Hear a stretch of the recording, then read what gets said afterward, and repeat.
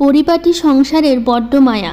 শীতের সকাল ৬টা থেকে ১১টার মধ্যে পুরো বাড়ি গুছিয়ে পরিষ্কার করলাম। রাধে রাধে বন্ধুরা, কেমন আছো তোমরা সবাই? আশা করি ভীষণ ভালো আছো। আমরাও কিন্তু খুব ভালো আছি। আজকে হচ্ছে শুক্রবার, তোমাদের সাথে নিয়ে আজকের ব্লগটা শুরু করছি। সাথে থাকো, আজকের ব্লগটা তোমাদের খুব ভালো লাগবে। সকালবেলা আজকে এই ঘর থেকে ব্লগটা শুরু করলাম, সকালের শুরুটা এই ঘর থেকেই শুরু করলাম। উঠে জানলাটা খুলে তারপরে এখন এই যে টেবিলটা একটু গুছিয়ে নিচ্ছি। এখানে যে ল্যাপটপগুলো থাকে না, তো সব সময় তো বাবান বের করছে, আবার কখনো বাবানের পাপা বের করছে।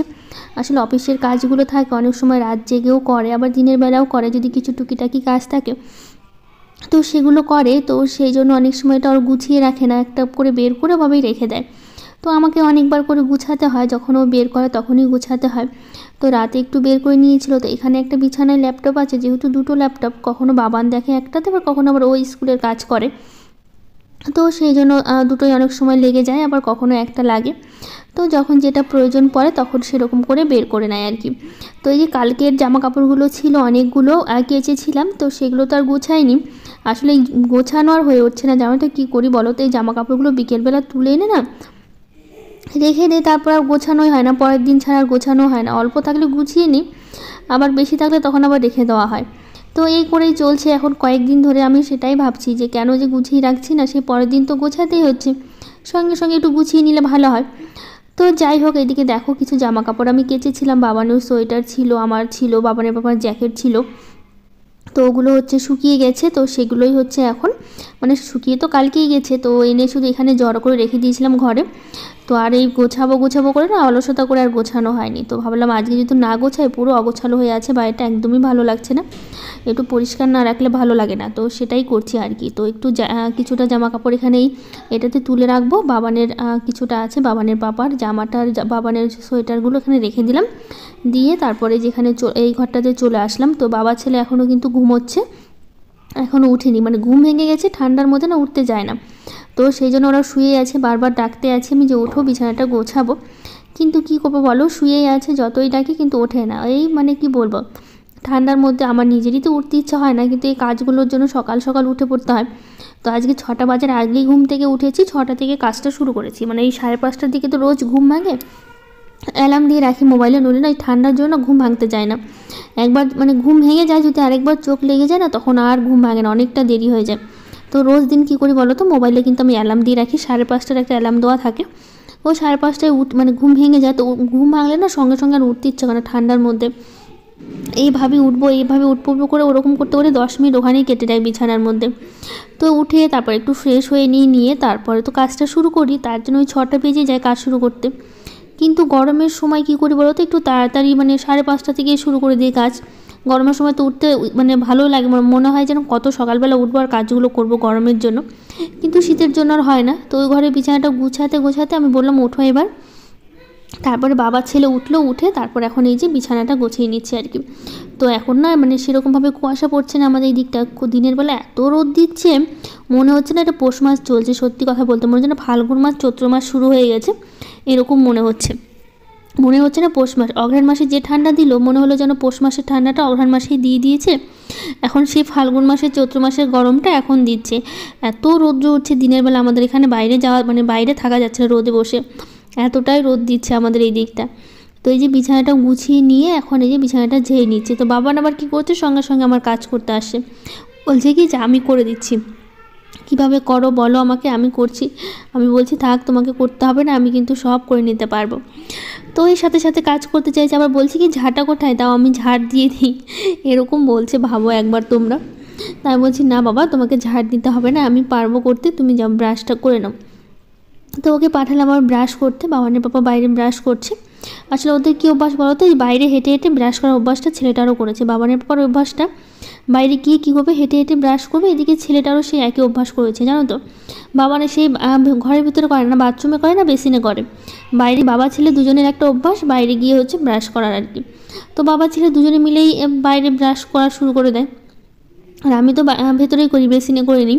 আর বাবা ছেলে বাইরে করে, বাইরে কল আছে, মগ আছে, বালতি আছে, জল আছে, বাইরে সুন্দর বসে বসে বাবা ছেলে দুজনে মিলে করে। তো যাই হোক, এদিকে দেখো তোমাদের সাথে কথা বলতে বলতে আমার কত কাজ করে নিচ্ছি। কাজ বলতে ঝাড় দেওয়া, সকালবেলা তো এই ঝাড় দেওয়াটাই থাকে। এটাই হচ্ছে প্রধান কাজ। আর বিছানাটা গোছানো, এটাই তো প্রথম আমার থাকে, সকালবেলার বাসি কাজ বলতে এটাই থাকে। তো এই কাজটাই আমাকে সবার আগে করতে হয়। আর ওইদিকে কিন্তু শাশুড়ি মা এখনও ওঠেনি, উনি উঠে একটু দেরি করে ওঠে ঠান্ডার জন্য, 7:30 8টা বেজে যায় উঠতে উঠতে। তো এইদিকে ততক্ষণে আমার সংসারের সব কাজ হয়ে যায়, আমি রান্নাঘরে ঢুকে যাই রান্না করতে, তখন ওঠে। তো আজকে যেহেতু হচ্ছে শুক্রবার, কিন্তু বাবানের পাপা ছুটি আছে, মানে ছুটি নিয়েছে আর কি, যেহেতু বছরের শেষ না, অতটা কাজের চাপ থাকে না স্কুলে, তো সেই জন্য ছুটি, আজকে ছুটি। বললো যে কালকেও যাবো না, শুক্র শনি দুদিনই ছুটি নিয়েছে। কিন্তু বাবানের স্কুল আছে বলতে বাবানের তো খেলা আছে, তো আজকেই হচ্ছে শেষ দিন হবে আর কি। তো আজকে প্র্যাকটিস মানে সেরে রবিবার দিন হচ্ছে বাবানের ফাইনাল খেলাটা হবে আর কি। তো আজকে স্কুলে যেতে হবে, তো যে মানে ভালোই হলো, বাবানের পাপা বাড়িতে আছে, ওই দিয়ে আসবে, ওই নিয়ে আসতে পারবে, আমাকে আর স্কুলে যেতে হবে না আনতে। তো সেই জন্য হচ্ছে এই মানে কি বলবো, বাবানের বাবা বাড়িতে আছে, তো ওই পারবে আর কি আনতে, আবার দিয়ে আসতে। তো আজকে আমি আর যাচ্ছি না বাবানকে স্কুলে আনতে।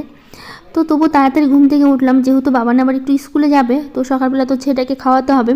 তো ভাবলাম ওর জন্য আলাদা করে কি করব, একবারেই রান্নাটা করে নেবো, সকাল সকাল হয়ে যাবে। আর যেহেতু আমাদের সকাল সকাল খাওয়ার অভ্যাস, তো সকালবেলা না খেলে না ঠিক মানে কি বলবো, ভালো লাগে না আর কি। তো সেই জন্য সকাল সকালই খাই আর কি। তো এদিকে দেখো ঘরটা ঝাড় দেওয়া হয়ে গেছে, উঠোনটা ঝাড় দেওয়া হয়ে গেছে, এখন একটু গাছে জল দেবো, তাহলে মোটামুটি সকালের এই বাসি কাজের মধ্যে কাজ শেষ। তারপর তো ঢুকতে হবে রান্নাঘরে।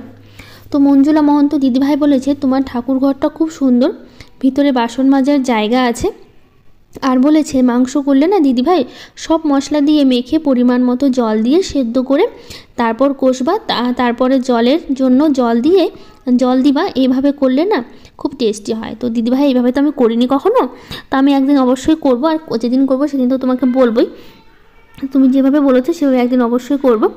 আর আমার ঠাকুরঘরের বাসন মাজার জায়গাটা আছে, হ্যাঁ, আর থ্যাংক ইউ দিদিভাই বলার জন্য, অনেক অনেক ভালোবাসা তোমাকে।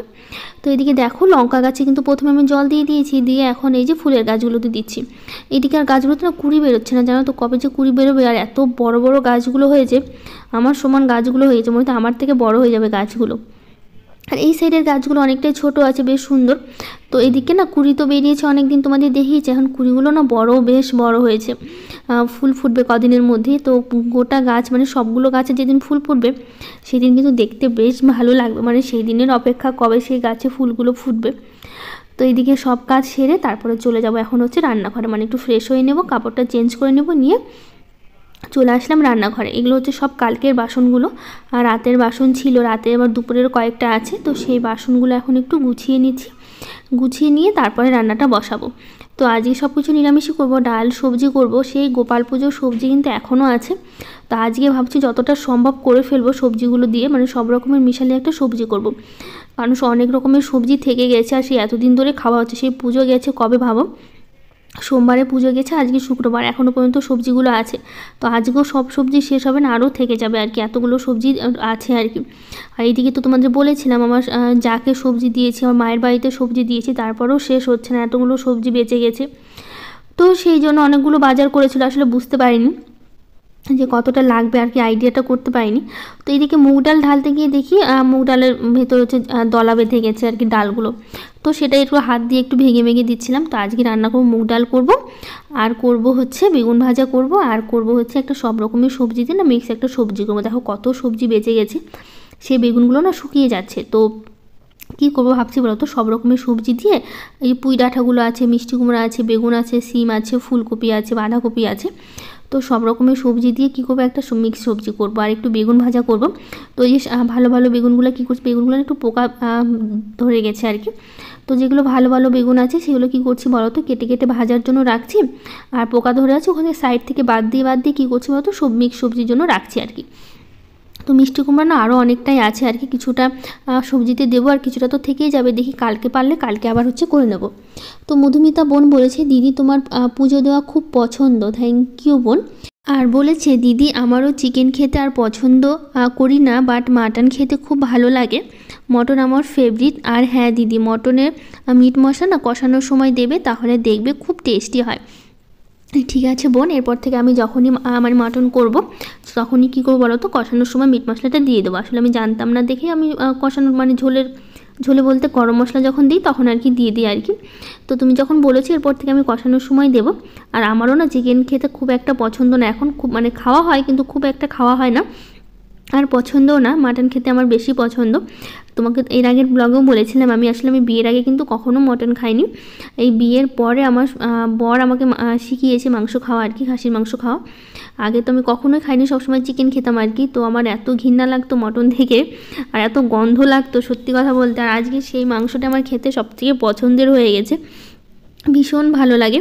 তো বেগুন এদিকে কম পড়েছিল না, তার জন্য আবার চলে এসলাম কয়েকটা বেগুন তুলতে। আবার এদিকে পালং শাকের অনেকগুলো পাতাগুলো বেশ বড় বড় হয়েছে, তো কয়েকটা ধার থেকে না কয়েকটা পালং শাকের পাতাও তুলে নিলাম, ভাবলাম সবজিতে দেবো। তো ভাবলাম কয়েকটা ধনে পাতাও তুলে নিই, যেহেতু এখন বাগানে কিছু কিছু একটু একটু করে সবজিগুলো বড় হচ্ছে, শাক সবজিগুলো তো তুলে নিই। তো ভাবছি কি তার জন্য চলে আসলাম কয়েকটা ধনে পাতা তুলতে।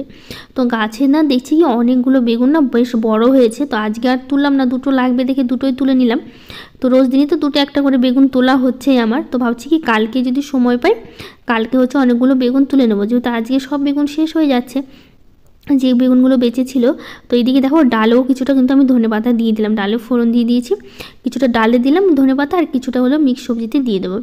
তো কালকে হচ্ছে ভাবছি কি বেগুনগুলো তুলে নেবো, আজকে যেহেতু তুললাম না, আজকে তুলতে চেয়েছিলাম।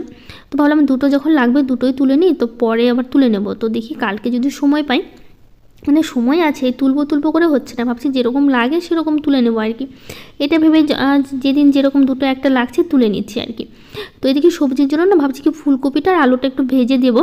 তো সেই জন্য এই যে আলু ফুলকপিটা দেখো আলাদা করে আমি ভেজে নিয়েছি, দিয়ে মানে তুলে নিচ্ছি এখন ভালো করে, লাল হলুদ মানে হলুদ দিয়ে লাল লাল করে বেশ সুন্দর করে কিন্তু ভেজে নিয়েছি। তো এর মধ্যে আর কিছুটা তেল দেবো, দিয়ে তারপরে হচ্ছে যে সবজিটা আমি দিয়ে দিচ্ছি। এখানে আলু, বেগুন, সিম আছে, তারপরে হচ্ছে পুঁই ডাঁটাগুলো ছিল সেগুলো আছে, সেগুলো দিয়ে সবজিটা বেশ সুন্দর ভাজা ভাজা করে নেব।